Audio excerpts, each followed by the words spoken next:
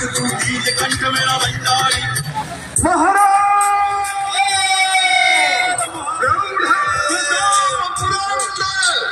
क्षत्रिय गुलाम चल कर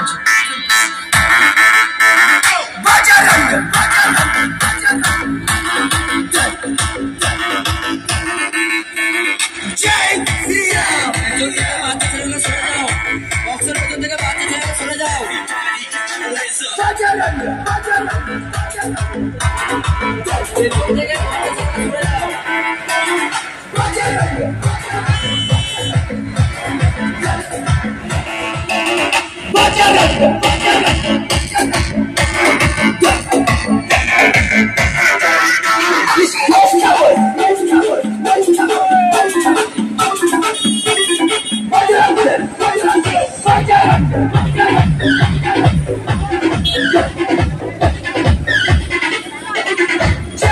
श्री राम।